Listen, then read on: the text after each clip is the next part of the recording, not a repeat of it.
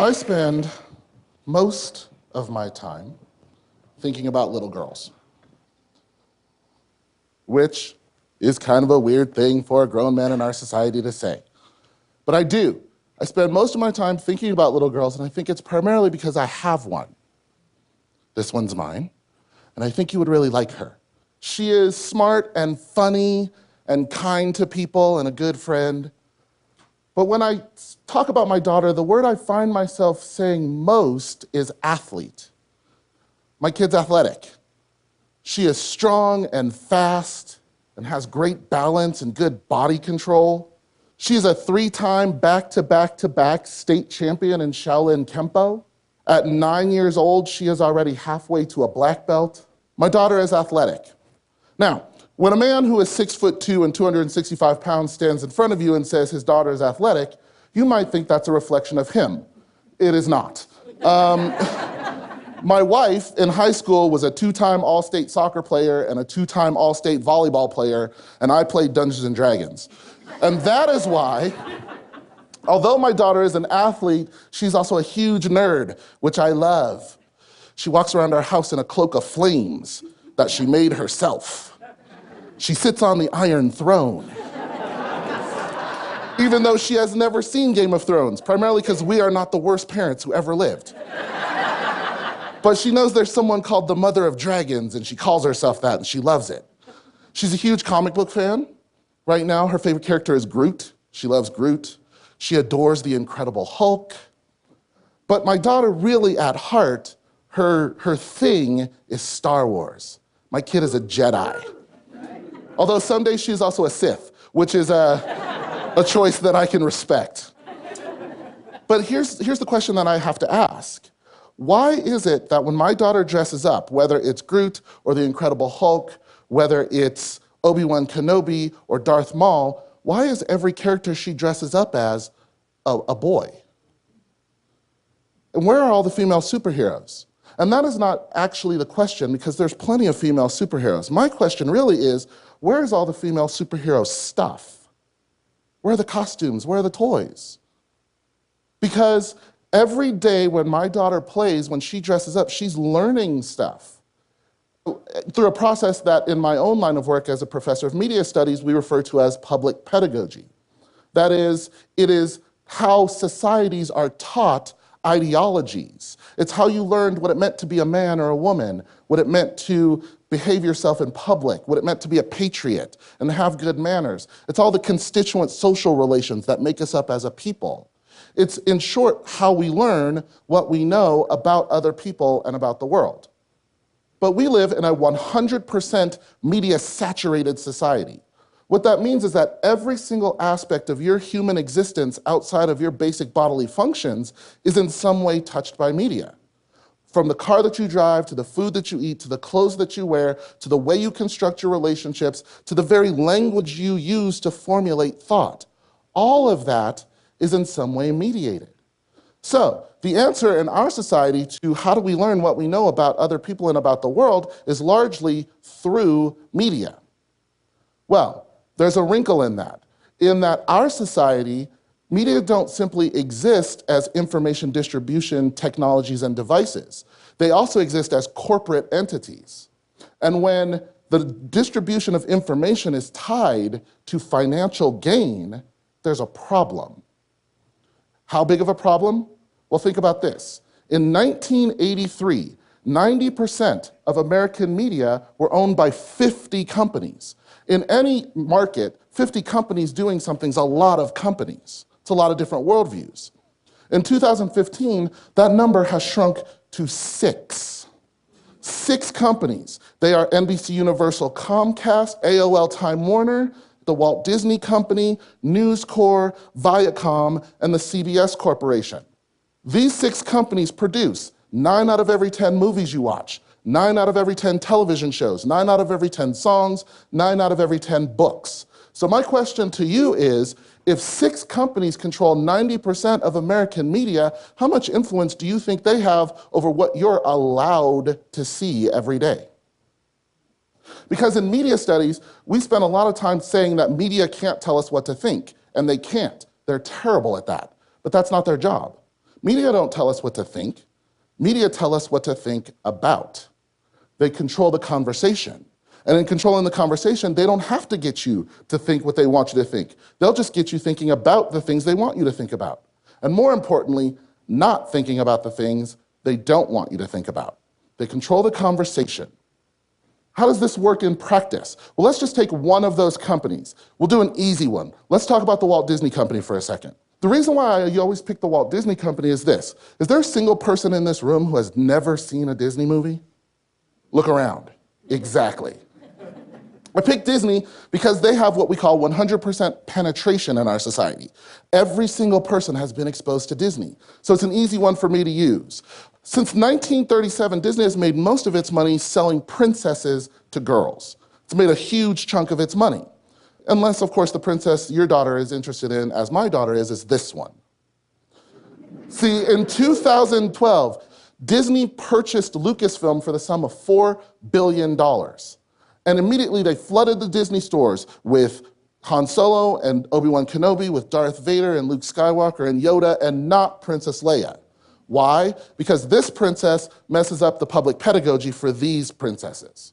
So Disney did not put Princess Leia merchandise in the store, and when people went to Disney and said, hey, where's all the Princess Leia stuff? Disney said, we have no intention of putting Princess Leia merchandise in the store. And fans were angry, and they took to Twitter with the hashtag, #WeWantLeia.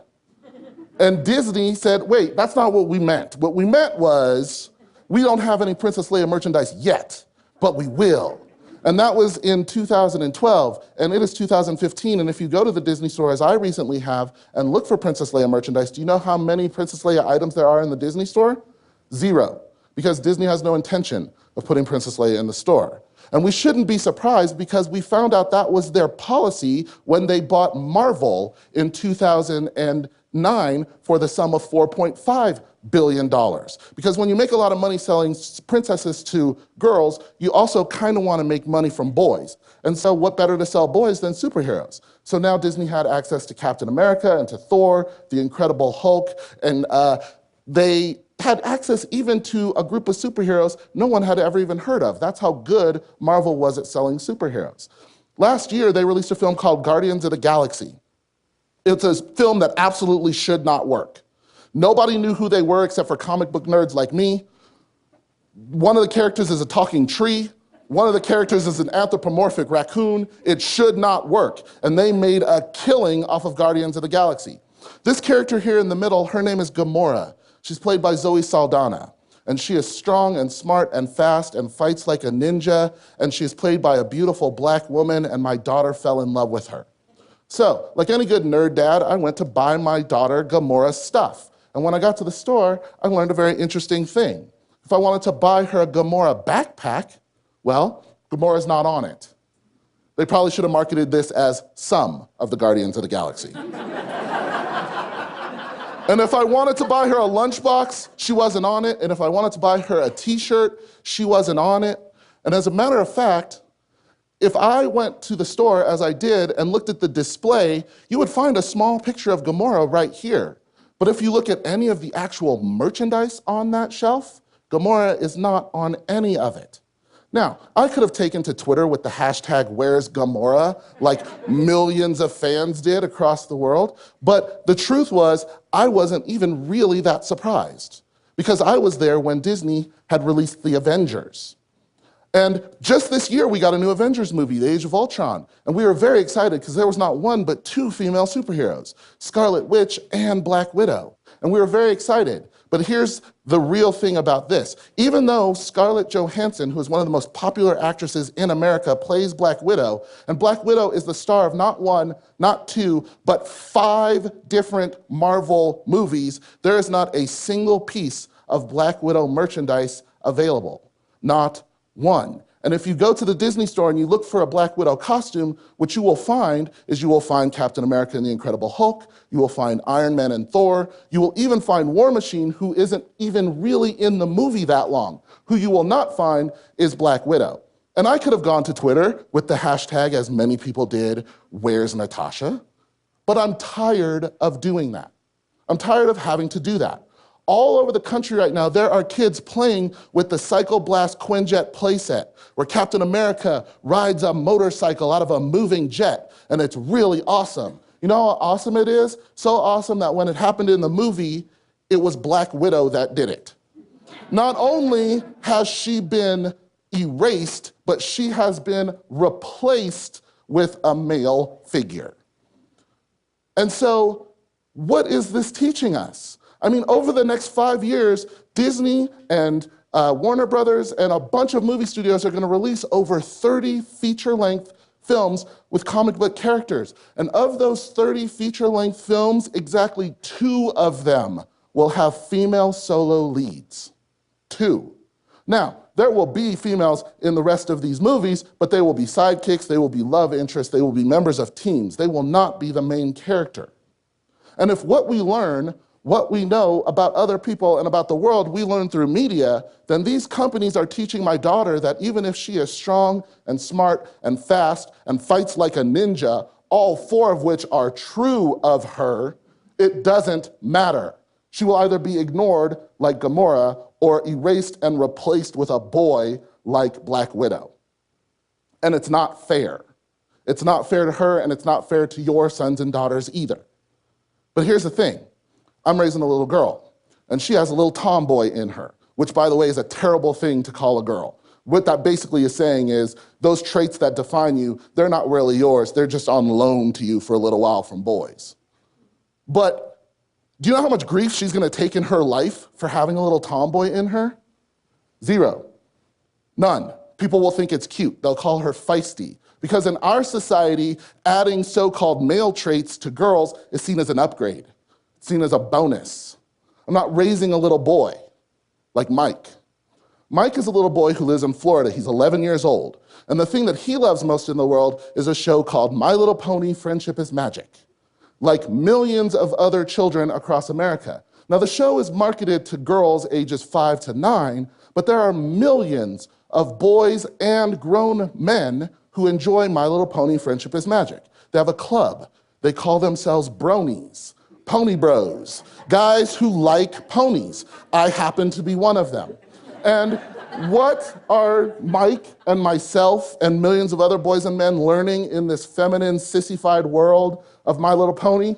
Well, they're learning to study hard and to work hard and to party hard and to look good and to feel good and to do good. And heaven preserve us from teaching these wussified concepts to boys. So the other kids in his neighborhood pick on Mike, and they beat him up, and they make fun of him, and at 11 years old, Mike goes home, finds a belt, wraps it around his neck, and hangs himself from the top bunk of his bed. Because we have developed a society in which you would rather be dead as a boy than thought of as liking stuff for girls. And that is not Mike's fault, that is our fault. We have failed him.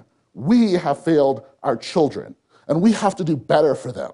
We have to stop making it so that the only female superheroes appear on shirts that are pink and cut for girls. We have to stop. And when I was putting this together, people said to me, well, that's never going to happen. And I said, oh, really? Because just this year, Target announced that they were going to stop gendering their toy aisles. They were going to mix it up. Now, before we break our shoulders, patting Target on the back, just this week they released a shirt in which one of the most iconic scenes in Star Wars: A New Hope, where Princess Leia stands up to the Dark Lord of the Sith, was released on a t-shirt in which she's mysteriously replaced by Luke. So let's don't pat ourselves on the back too much. Just this week also, Disney announced it was no longer going to gender its Halloween costumes, which I say, thank you, Disney, except the only costumes you make are of male superheroes, so does it matter who you have wearing them? Just this week, Mattel, who makes Barbie, announced they're going to release a line of DC superhero girls. And the funny thing is, they met with girls and asked them what they wanted to see in dolls. And you can see they have calves and elbows that bend so they can do superhero stuff. And please buy them. And don't just buy them for your daughters, buy them for your sons. Because it's important that boys play with and as female superheroes, just like my daughter plays with and as male superheroes. As a matter of fact, what I would love is a world in which every person who goes to the store goes with a little flowchart in their head of whether or not they should buy this toy for a boy or a girl. And it's a real simple flow chart because it only has one question on it. It says, is this toy operated with your genitals? If the answer is yes, then that is not a toy for children. And if the answer is no, then it's for boys and girls. It's really simple. Because today is about the future of the future, and in my future, boys and girls are equally respected, equally valued, and most importantly, equally represented. Thank you.